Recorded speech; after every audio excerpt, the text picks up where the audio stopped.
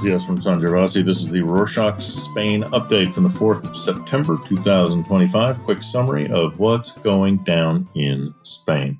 Kicking off this episode on Tuesday the 2nd, Spain announced a plan to cancel about 80 billion euros of regional government debt. Measure targets loans owed by Spain's 17 regions to the central government. Maria Jesus Montero, the budget minister, called the move historic, stressing it'll give regional administrations greater financial and political independence. Debt relief is expected to ease long-standing fiscal pressure on regions, many of which have relied heavily on central government loans since the financial crisis 2008 to 14, when collapsing revenues and soaring social spending forced local authorities to depend on Madrid for finance. By reducing this burden, Sanchez's government seeks not only to stabilize regional budgets, but also to build better relations with some political opponents. Keeping with government news, on Monday, the 1st, President Pedro Sanchez launched a 10-point plan to confront Spain's climate emergency, warning that inaction would leave future generations with a nation devastated by fires and floods. Sanchez highlighted August's deadly wildfires, which killed 4 people and scorched land 6 times the size of Ibiza. Sanchez stressed that climate change has already caused over 20,000 deaths and over 32 billion euros in losses in the past 5 years. The president's plan includes creating a civil protection agency, establishing climate refuges, improving forest and land management, boosting firefighting capacity, and strengthening water resilience. Time will tell what this exactly means for the country.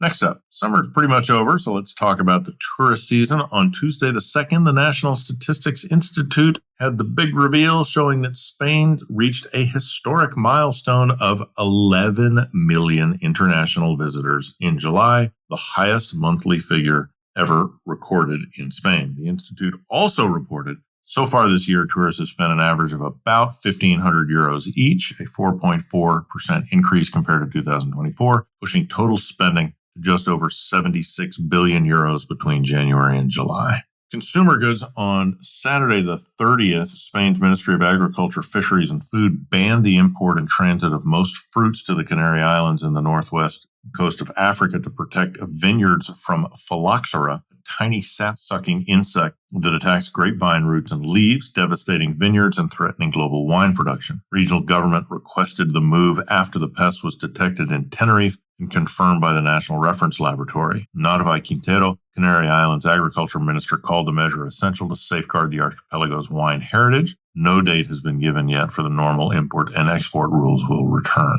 On Tuesday the 2nd, Spanish olive oil producers warned that recent heatwave lack of rainfall could jeopardize what might have been the best harvest in 3 years. 2024-5 production estimates at the start of the year was about 1.3 million tons of oil, up 50% from the previous season. Forecast adjusted to 1.4 million tons after good spring rains. However, extreme heat in August has stressed olive oil growth, particularly in Jaén, Córdoba, and Granada in the south, potentially reducing production by 10 to 30%. So experts warn that cooler temperatures and rain are crucial to salvaging the season. Now for an update on the long-running Spain Ryanair train wreck. On Wednesday the 3rd, the airline company Ryanair announced that it would cut 1 million passenger seats in Spain this winter after Spain's state airport operator Aena raised fees by 6.5% for 2026. Ryanair called the raise shameless and akin to blackmail. The airline plans to reduce 600,000 seats at regional airports and 400,000 in the Canary Islands between late October and late March, representing a 16% cut in its regional traffic in order to save money. Maurici Lucena, Aena's CEO, responded to Ryanair, calling the airline self-righteous and greedy, and defended the fee increase as economically justified. On the high seas on Monday the 1st, maritime authorities issued a warning after 2 killer whales rammed 2 boats off the coast of Galicia in northern Spain on the same day. Spanish maritime rescue ship was able to tow the damaged vessel back to harbor after the 2 killer whales, or orcas, smashed its rudder. Minutes after the initial attack, rescuers responded to another incident on a nearby boat, which had begun leaking after repeated blows. Alex Zerbini, a spokesman for the International Whaling Commission, suggested the behavior may be a new cultural fad among certain orca groups and lacks an apparent purpose. On Tuesday the 2nd, Andalusia dismissed its 1,800 foreign language assistants, ending a 20-year program that benefited over 300,000 bilingual students. Starting in 2025, 6 schools will no longer host native speakers from countries like the UK, France, Germany, or the US, after a €5 million fine ruled that the assistants should be treated as employees and registered with Social Security, a standard only the region of Aragon has been consistently meeting. While the Ministry of Education views them as scholarship holders, courts in Granada have recognized their work as labor. Teachers and unions warn that the loss undermines language learning and culture exchange, setting a troubling precedent for learning English as a foreign language. Meanwhile, much anticipated Roig Arena was revealed in Valencia on Tuesday the 2nd. The arena, a €400 million multi-purpose venue fully funded by businessman Juan Roig, head of the supermarket chain Mercadona. After 5 years of construction and extensive stress testing, the arena will host concerts, sports, and corporate events. Victor Sendra, the arena's general manager, predicts that there will be over 1 million visitors in the first year, generating over €150 million.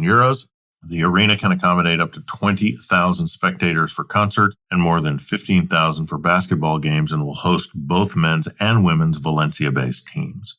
On Monday the 1st, Princess Leonor of Asturias began her year-long training as a military pilot at Spain's San Javier Air Base in Murcia, eastern Spain. Wearing a blue Air Force uniform for the first time, the heiress to the throne arrived in the city aboard a Falcon aircraft and was welcomed by some of Spain's top military staff and senior commanders. The Air Force has told various media outlets that the princess will be treated exactly the same as the other recruits, following the same strict schedule as her peers. Princess Leonor said she was eager to learn to fly. She will train in the military while also attending royal events like National Day and Princess of Asturias awards. Caught smoking on the beach? Well, on Wednesday the 3rd, Zaurats in northern Spain will become the first Basque municipality to fine beachgoers for smoking, with penalties up to €500. City Council said that it'll approve a ruling banning cigarettes along its entire beachfront, applying the new rules for 2026. Till now, smoking on Basque beaches has only been discouraged,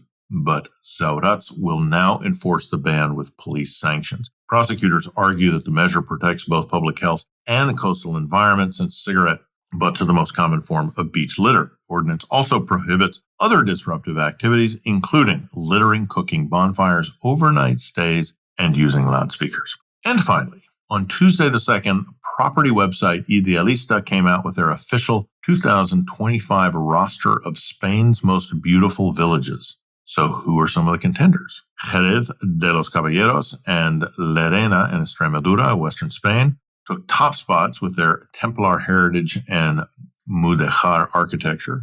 Linares de Mora in Aragon, eastern Spain, charms with Gothic churches and medieval stone homes, while Castilla y León in central Spain has the stunning Poza de la Sal, famed for its salt flats. From mountains to sea, forests to salt flats, Spain has a lot to offer. Check out the full article in the link in the show notes. And that's it for this week. Thanks for joining us. Hasta la próxima.